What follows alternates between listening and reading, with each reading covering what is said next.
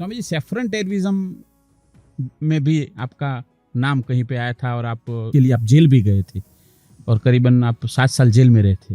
वो क्या मामला था? मुझे गर्व है कि मैं इस केस में जेल में रहा हूँ। मुझे गर्व इसलिए है क्योंकि ये हिंदुओं की मान, मर्यादा और प्रतिष्ठा का केस है।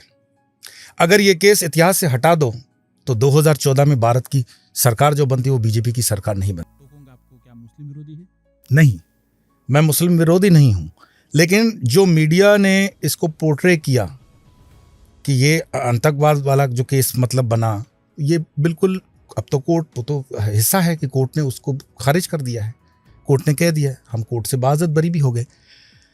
बात यह है कि जब आपको एक पर्टिकुलर आइडियोलॉजी की पार्टी, मैं यूपीए सरकार 2 की बात कर रहा हूं, उन्होंने अपने निजी स्वार्थों के कारण हम लोगों को फंसाया। आप पूछ सकते हैं कि मुझे क्यों फंसाया। मैं तो दुबई से फिर जब कनाडा का परमानेंट रेजिडेंस होता है और मेरे गुरु के आदेश के अनुसार जंगलों के विस्तार में काम करने के लिए आता हूं, और बम्बई से नज़दीक में मुझे लगा कि यह धर्मपुर कपराड़ा का विस्तार है गुजरात का, तो यहाँ मास कन्वर्जन हो रहा था और उस कन्वर्जन पे स्वामी असीमानंद जी काम कर रहे थे।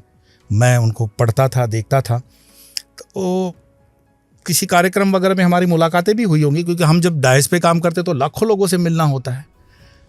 अब जब असीमानंद जी क्रिश्चियनिटी के कन्वर्जन के विरुद्ध काम कर रहे थे तो यूपीए सरकार में बैठी हुई कांग्रेस पार्टी और सोनिया गांधी चाहती थी कि वेटिकन के इशारे पे असीमानंद जी को रोका जाए। अब असीमानंद जी को रोका जाए तो उसके आसपास के लोगों को भी उन्होंने टारगेट करना शुरू किया, और चूंकि कनेक्टिविटी जो है डांग से वो वलसाड़ की होती थी, और एक सामाजिक कार्यकर्ता होने के नाते मैंने सेवाओं में कभी कभार कोई सेवा से दिया हो, और आईबी की फाइल बनती है, आप जानते हो, वकील हैं आप, तो आईबी की इंटेलिजेंस रिपोर्ट रही होगी कि असीमानंद के करीब है।